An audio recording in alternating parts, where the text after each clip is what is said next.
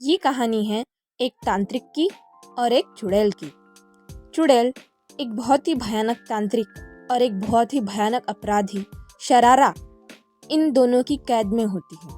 चुड़ैल वैसे तो बहुत ताकतवर है, लेकिन तांत्रिक की शक्तियों के आगे चुड़ैल को हार मानना पड़ता है, क्योंकि तांत्रिक की शक्तियाँ बहुत ही असीम है। चुड़ैल बेचारी उस तांत्रिक के चंगुल में फंसी है। तांत्रिक बहुत ही ज़्यादा खतरनाक है। तांत्रिक और शरारा दोनों मिलकर बहुत बड़े बड़े जघन्य अपराध करते हैं और उससे फ़ायदा उठाते हैं, और इन सब अपराधों में वो चुड़ैल की मदद लेते हैं। बेचारी चुड़ैल जो इनकी कैद में है वो उनकी मदद करती है, क्योंकि तांत्रिक की शक्तियाँ चुड़ैल की शक्तियों से ज़्यादा है और तांत्रिक उसे परेशान करेगा अगर वो उनकी मदद ना करे तो। इस तरीके से चुड़ैल तांत्रिक की कैद में है। चुड़ैल राह देख रही है कि कभी न कभी कोई ना कोई तो आएगा जो उसकी मदद करेगा। क्या चुड़ैल के जीवन में कोई आएगा जो उसे उन तांत्रिक और शरारा जैसी बहुत ही बड़ी अपराधी से छुड़वा पाएगा? चलिए देखते हैं। आखिरकार ऐसा दिन आ गया और एक भूला भटका मुसाफिर उस घर आया। उस घर में आते ही उस मुसाफिर ने देखा कि एक छोटी सी चुड़ैल है और वो उस चुड़ैल को देखकर घबरा गया। उसकी आंखें सफ़ेद हो गई। वो सोचने लगा, हाय, ये मैं कहाँ आ गया? ये कौन सी जगह है? मैं तो बस पानी मांगने आया था। ये चुड़ैल इतनी छोटी कैसे है? कहीं ये मेरी जान ना ले ले। हाय, मैं क्या करूँ? इस तरीके की बकवास वो करने लगा। चुड़ैल सोचने लगी कि ये काफ़ी मासूम दिखता है, शायद ये मेरी मदद करेगा, और सोच रही थी कि कुछ बोलूं, लेकिन वो बेचारा उस चुड़ैल को देख के इतना डर गया था कि वो उस चुड़ैल को कुछ बोलने ही नहीं दे रहा था और बोले जा रहा था, माफ़ कर दीजिए चुड़ैल जी, माफ़ कर दीजिए, मेरी गलती है, मुझे नहीं आना चाहिए था, माफ़ कर दीजिए चुड़ैल, माफ़ कर दीजिए। आखिरकार चुड़ैल को मौका मिला और चुड़ैल ने कहा, देखो भाई, मैं तुम्हें कुछ नहीं करूँगी, मैं तुम्हें नहीं मारूंगी। हम चुड़ैलों से ज़्यादा तो तुम इंसान खतरनाक होते हो, अपने फ़ायदे के लिए कुछ भी कर सकते हो, हम ऐसे नहीं हैं। और चुड़ैल ने अपनी बात कही और कहा, देखो भाई, मैं यहाँ फंसी पड़ी हूँ। यहाँ एक तांत्रिक और एक बहुत ही बड़ी अपराधी शरारा है। इस घर में उन्होंने मुझे कैद कर रखा है।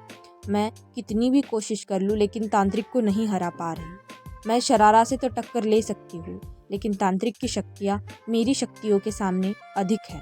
तो क्या तुम मेरी मदद करोगे? मैं उनके चुंगल से छूटना चाहती हूँ। वो आदमी चुड़ैल की सारी बातें सुन रहा था, समझ रहा था और सोच रहा था कि बेचारी चुड़ैल कैसे बड़े बड़े जल्लादों के सामने फंस गई है। उसे चुड़ैल पे दया आ रही थी और वो सोच रहा था कि अब तो मैं चुड़ैल को छुड़ा कर रहूँगा। और उसने अपने खुरापाती दिमाग में एक बहुत ही बढ़िया प्लान बनाया, और उसके बाद अब देखिए वो क्या करता है। वो तांत्रिक से मिला और कहा, तांत्रिक भैया, मैंने आपके बारे में बहुत सुना है। मैंने सुना है कि आपसे अधिक ताकतवर कोई नहीं। ये चुड़ैल भी आपकी भक्त है। वाह तांत्रिक भैया, वाह, इतने बड़े तांत्रिक, क्या बात है।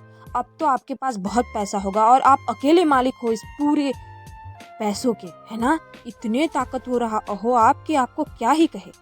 तांत्रिक सोचने लगा, बात तो इसकी सही है, मैं इतना ताकतवर हूँ, लेकिन मेरे पास जो पैसे हैं, मेरे पास जो धन दौलत है, उस पे तो उस शरारा का भी अधिकार है।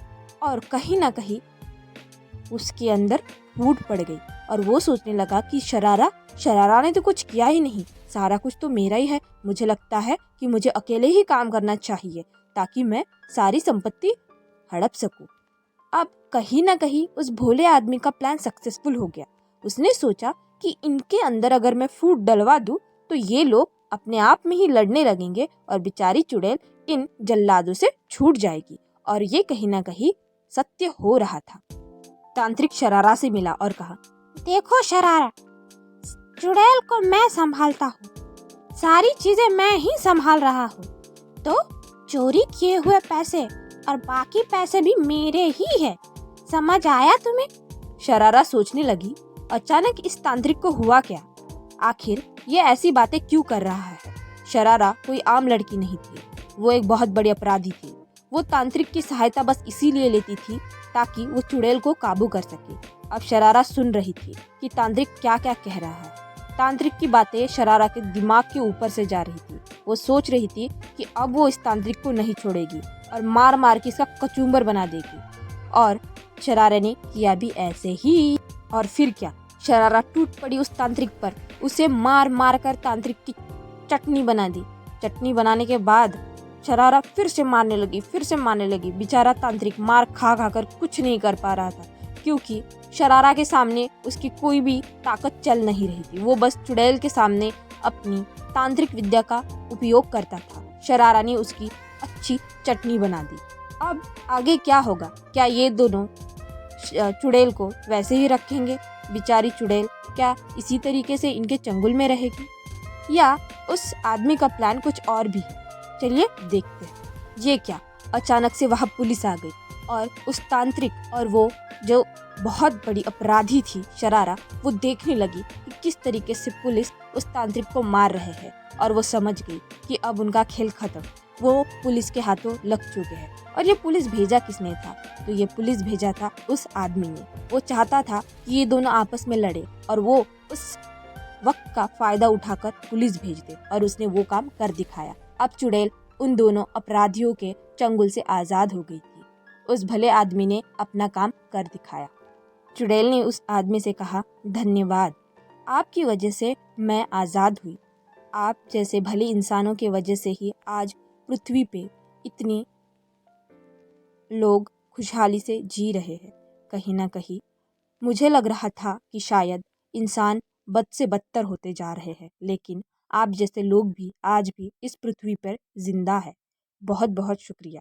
और इस तरीके से उस आदमी ने चुड़ैल को उन खूंखार अपराधियों से बचा लिया।